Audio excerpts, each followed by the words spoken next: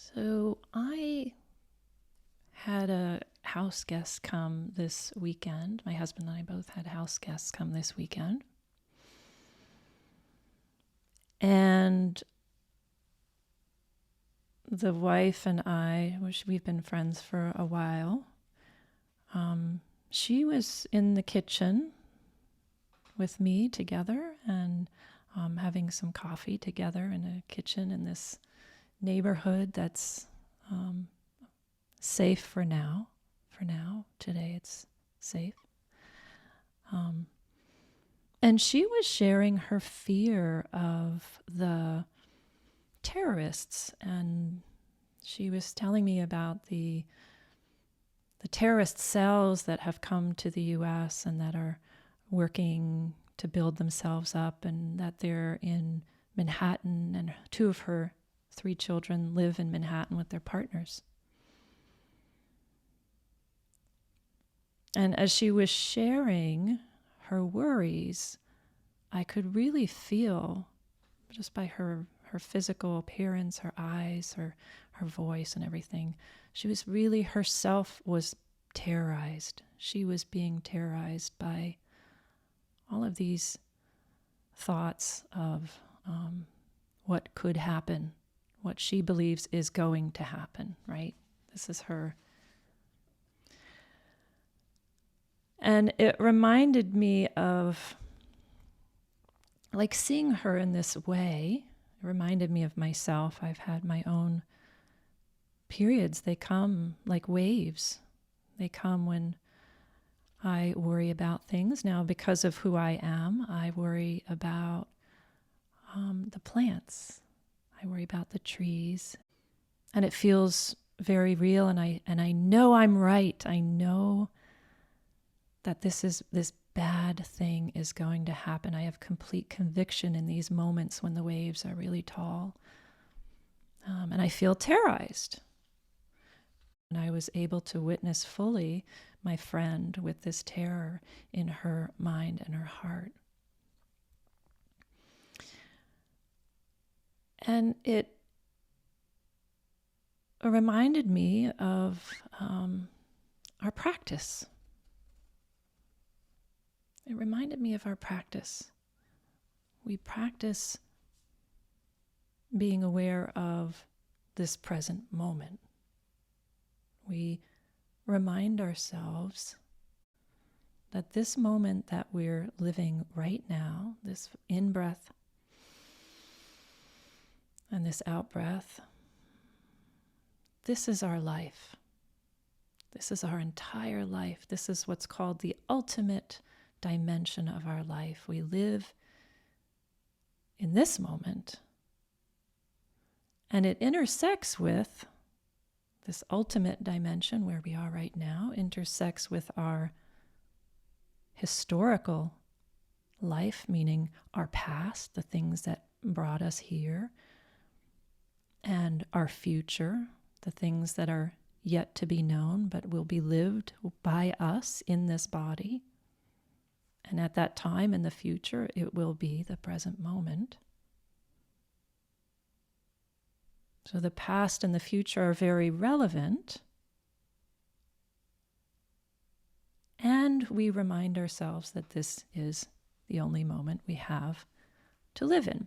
So thinking about this friend and instances where we get very scared and angry about things that are happening, things that are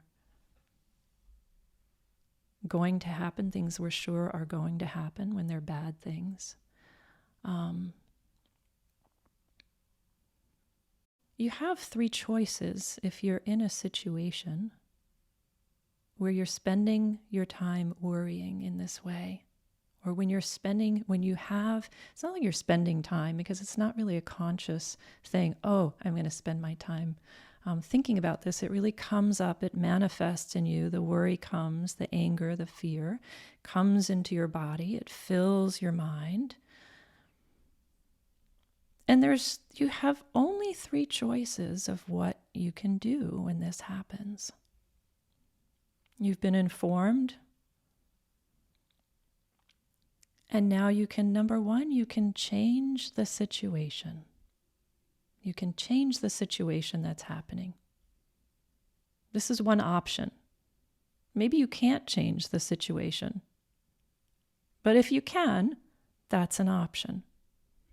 So for example, if the faucet is dripping in the bathroom and you're hearing it, you're lying on the couch and it's causing you some tension, you can change the situation. You can get up from the couch, you can go into the other room and turn off the faucet. Now, if it's something that's happening that's outside of your control,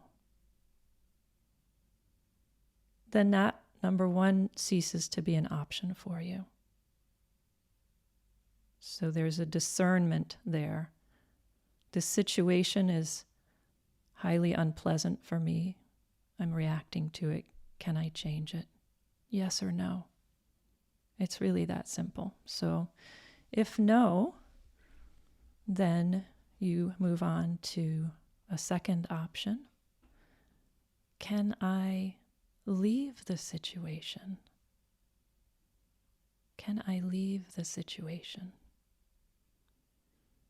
So one example is maybe you're at a party and the music is really loud and it's giving you a headache.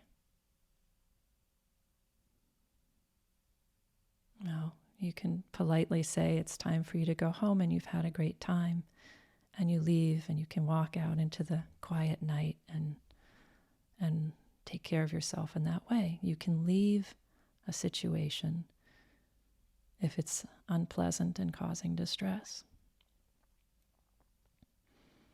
But again, there are situations that you can't leave, or that to leave would be so complicated so as to warrant a lot of time and organization. Where there's situations, well, for example, so you're living in a place where the community around you is starting to show signs of being unsafe. Can you leave the situation? Maybe not. If you can, you do. If not, you have to move on to the third choice, which is you have to accept the situation. You have to accept the situation for what it is, knowing that any other course of action is insanity. If the situation is outside of your influence to change or leave, then your only option is acceptance.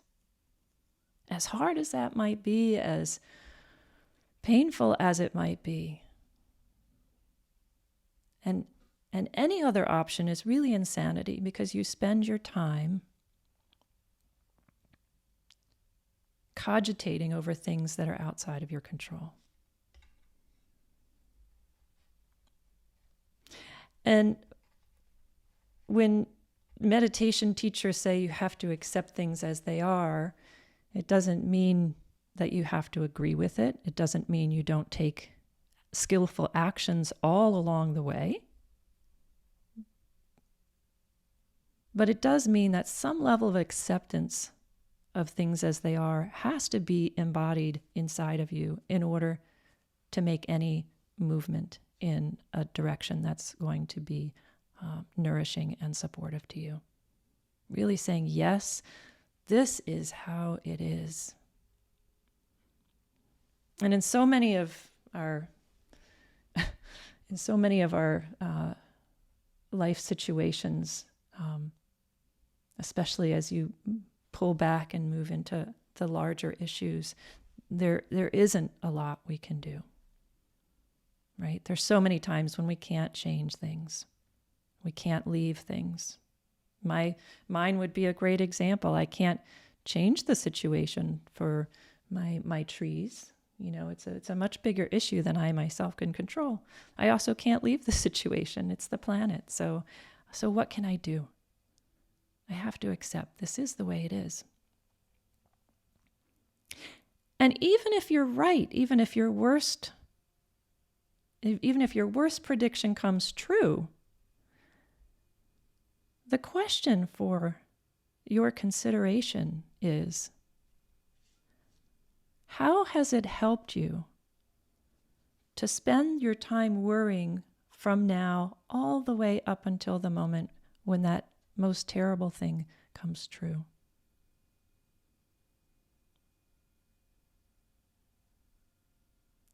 What is the benefit of spending from now until the possible future when something terrible does happen that you were predicting and you knew was right? You had it in your head all along. What is the benefit of spending from here to there in a state of anger or fear?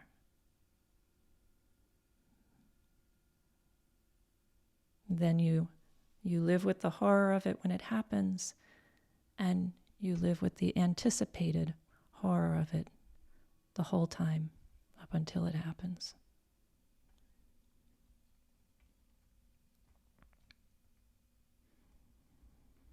So we have this practice so that we can learn to take care of our fear.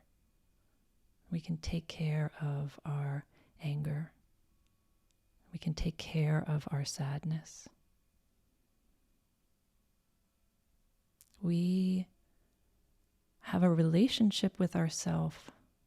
We develop a kind relationship with ourselves so we can hold all of these things gently inside of us, not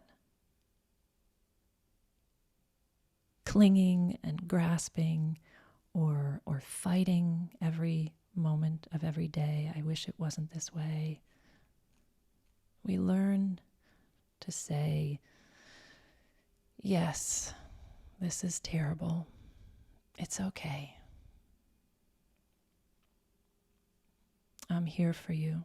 We say that to ourselves. I'm here for you. It's okay, darling. I'm here for you.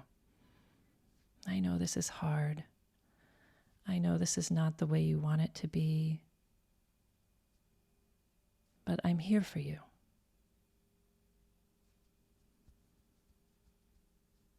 We let the fear, the anger, the sadness, we let it be there inside of us for a while. We give it a place in the living room, like it's a guest, it's coming. Sit down, listen to it. But we don't invite it in for dinner. We don't feed it with more thoughts and more ruminations. We turn our attention away. We hold ourselves gently, and then we turn our attention away intentionally. And it takes a lot of awareness on your part as you're moving through your day. When you feel these things come up, there's a skill to it, to giving that place in your living room, saying, yes, I see you. Yes, it's okay. I'm here. I'm listening. And then at that moment where you're starting to feel like you're getting hooked on it, that's the time to turn your attention gently away. It's like getting off the train. It's like being on the metro and you wanted to go to Shady Grove and you got on the train going in the opposite direction. Now you're going out somewhere you don't really have an interest to go to. Maybe it's even a bad neighborhood. You don't want to go there. The very first thing you do is you get off at the next stop. You get off that train of thought. You stop it. You turn your attention to something wholesome, find some acts of generosity. Reflect on your own generosity. Send yourself wishes for kindness. Send others wishes for kindness and safety. This is the practice. This is what we do.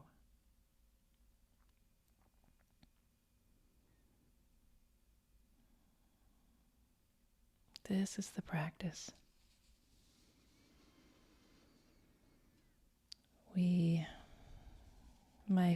I have a friend who's doing the 40-day challenge, and she reached out and she said, "Thank you so much."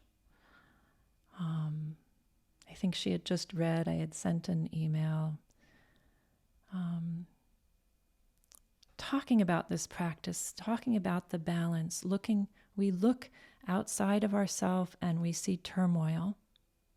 You turn on the news, you see a lot of difficult things. You read the daily blog from the next door post and you find another difficult thing that's happened in your neighborhood.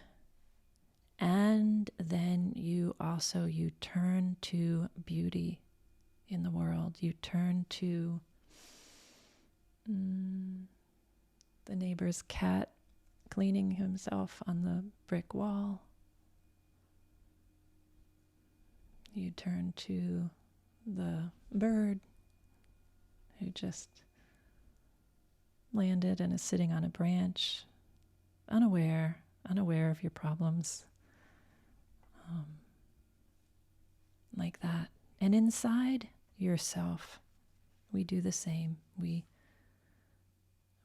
know the difficult things and we cultivate the wholesome states that exist in us.